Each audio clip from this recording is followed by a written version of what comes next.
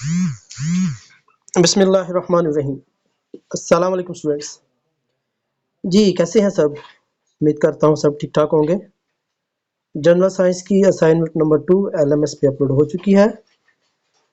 20 number की assignment है और 17 जनवरी इसकी लास्ट डेट है।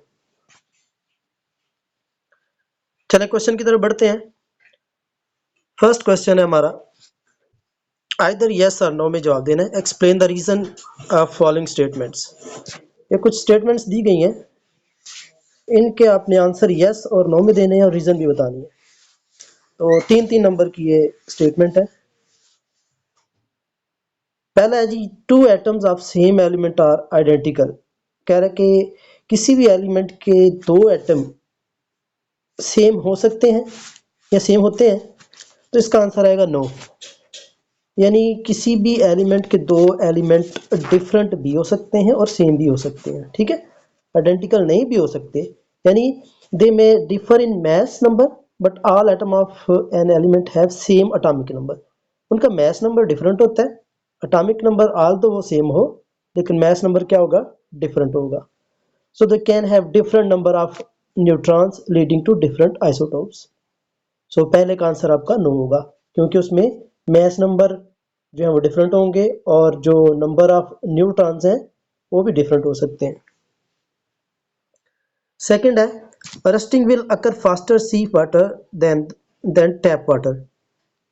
टैप वाटर जो घरों का पानी होता है, कह रहा है उसमें उसकी निस्बत समंदर का जो पानी है उसमें रस्टिंग होने के चांसेस ज़्यादा होते हैं, जंग लगने के चांसेस ज़्यादा होते हैं। क्या ये बात सही है? तो yes, rusting occur due to the oxidation of iron. कह रहा है कि ऑक्सीडेशन की वजह से रस्ट होता है, किसी भी आयरन में जो ऑक्सीडेशन होती है उसकी वजह से वो रस्टी हो जाता है। And sea water contain more dissolve oxygen. तो जो सी वाटर होता है उसमें ज़्यादा ऑक्सीजन होती है, उसकी वजह से उसमें रस्ट होने के चांसेस ज़्यादा होते हैं। थर्ड है जी, mass is always conserved during a chemical reaction. कह रहा है कि केमिकल रिएक्शन के दौरान जो मैस होता है वो कंजर्व रहता है, यानी मैस ज़ाया नहीं होता, ना पैदा किया जा सकता है। तो ये law of conservation of mass यही है कि mass is neither created not destroyed. तो ये बात सच है कि मैस पैदा नहीं होता, ना ही डिस्ट्रॉय हो सकता है। तो the total mass of reaction is equal to the total mass of the products, ठीक है जी। तो स्टूडेंट्स सेकंड क्वेश्चन है, write down the answer of the following question with structural diagram. आपने आंसर देने हैं, ठीक है, और साथ में स्ट्रक्चरल डायग्राम भी बनाना है, ठीक है जी। तो पहला क्या है जी, mitochondria can be found in plant cell housing chloroplast. कह रहे हैं कि माइटोकॉन्ड्रिया जो है वो क्लोरोप्लास्ट के साथ पाया जाता है किसी भी सेल में। Write on the reason for the presence of mitochondria in tissues engage in photosynthesis. कह रहे फोटोसिंथेसिस में क्लोरोप्लास्ट की वजह से ही जो पत्तों का रंग होता है वो ग्रीन होता है। कह रहे कि उसमें साथ साथ माइटोकॉन्ड्रिया भी इन्वॉल्व होता है। तो इसके रीजन बताएं क्यों ऐसा होता है। तो रीजन ये है जी, during photosynthesis chloroplast produce glucose. कह रहा है कि ग्लूकोज प्रोड्यूस करता है chloroplast, but not all of this glucose is used immediately for energy. तो वो एट अ टाइम वो सारा ग्लूकोज यूज नहीं होता। तो some glucose is stored and the plant cell needs a continuous supply of energy for various cellular activities. Mitochondria step in to meet this energy demand for performing cellular respiration. ठीक हो गया जी। यानी जो chloroplast है glucose बनाता है, वो सारा ग्लूकोज यूज नहीं होता एनर्जी के लिए, उसमें कुछ बच जाता है। तो लेकिन प्लांट को तो एनर्जी चाहिए होती है, तो वो एनर्जी पूरा करने के लिए फिर माइटोकॉन्ड्रिया जो है वो ये काम करता है। Mitochondria in plant cell take products generated by chloroplast during the photosynthesis and further process them through the cellular respiration. ठीक हो गया। तो ये इसका जी डायग्राम है। ये डायग्राम आप देख सकते हैं कि ये माइटोकॉन्ड्रिया है हमारा, ठीक है। तो माइटोकॉन्ड्रिया जो है ये फोटोसिंथेसिस के दौरान इन्वॉल्व होता है, ठीक है जी। तो इसके डबल टारगेट ड्यूअल टारगेटिंग ये करता है। इसका ये डायग्राम आप चेक कर सकते हैं।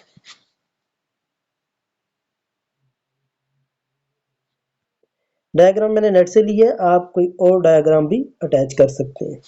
ठीक है, चलें जी सेकंड क्वेश्चन की तरफ बढ़ते हैं, सेकंड पार्ट की तरफ बढ़ते हैं। बेसिकली कह रहा है write down structural and functional similarities and differences between mitochondria and chloroplast.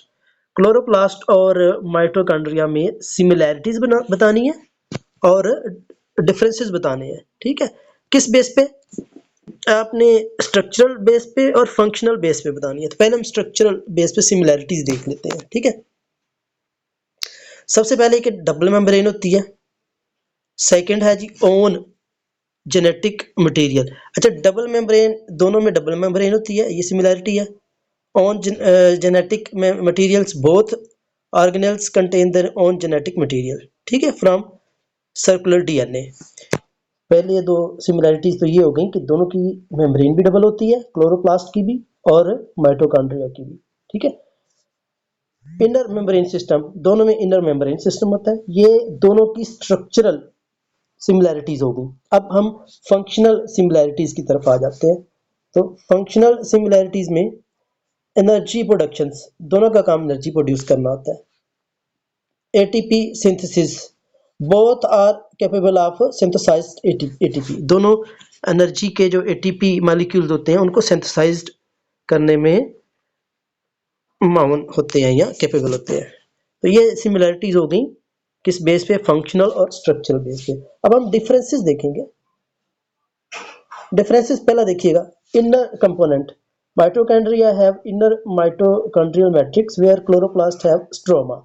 In mitochondria का जो इनर प्रोडक्ट है वो उसको बोलते हैं जी माइटोकॉन्ड्रियल मैट्रिक्स, और जो क्लोरोप्लास्ट है उसके अंदर क्या होता है? स्ट्रोमा। और fluid filled region where the Calvin cycle of photosynthesis take place, जहां पर फोटोसिंथेसिस का अमल होता है। ठीक है, दूसरा फर्क क्या है जी दोनों के दरमियान? दूसरा फर्क ये है, थैलेकॉइड्स। थैलेकॉइड्स जो है वो chloroplast contain thylakoids membrane, mitochondria lack thylakoids. Chloroplast में ये मेम्ब्रेन होती है, जबकि जो माइटोकॉन्ड्रिया है इसमें ये मेम्ब्रेन नहीं होती। बट इसके बाद फंक्शनल डिफरेंसेस देख देते हैं जी। प्राइमरी फंक्शन क्या है जी? Mitochondria are primary involve in cellular respiration, break down organic molecule to produce ATP. Chloroplast are specialised for photosynthesis. ठीक है, यानी क्लोरोप्लास्ट स्पेशलाइज्ड होता है फोटोसिंथेसिस के लिए। माइटोकॉन्ड्रिया का काम क्या होता है? एटीपी के मॉलिक्यूल प्रोड्यूस करना। ठीक है, metabolic process. Metabolic process, mitochondria are involve in diverse metabolic process. Chloroplasts are primarily focused on conversion of light energy into the chemical energy. यानी क्लोरोप्लास्ट का काम क्या होता है? कन्वर्ज करना, यानी कन्वर्स करना, चेंज करना लाइट एनर्जी को केमिकल एनर्जी में। जबकि इसका माइटोकॉन्ड्रिया का काम क्या होता है? मेटाबॉलिक प्रोसेस को डाइवर्स करना, उसकी डाइवर्सिटी करना। ठीक है जी, तो ये दोनों में थे डिफरेंसेस और सिमिलैरिटी। तो आगे इन दोनों का स्ट्रक्चर है। स्ट्रक्चर में आप देख सकते हैं इसमें थैलेकॉइड्स हैं, इसमें नहीं है। ठीक है, स्ट्रक्चर अगर आप देखें तो इसमें भी आउटर मेम्ब्रेन जो है वो डबल है। ठीक है, इसमें भी इनर मेम्ब्रेन भी है, इसमें भी है। तो यानी ये इसमें दोनों में आप पिक्चर में जो डिफरेंसेस हैं वो भी निकाल सकते हैं और जो सिमिलैरिटीज हैं वो भी निकाल सकते हैं। होपफुली स्टूडेंट्स आपको असाइनमेंट की समझ भी आई होगी। सो आपसे रिक्वेस्ट है कि चैनल को सब्सक्राइब कर ले ताकि आपको हर आने वाली नई वीडियो बर वक्त मिल सके। थैंक यू, अल्लाह हाफिज़।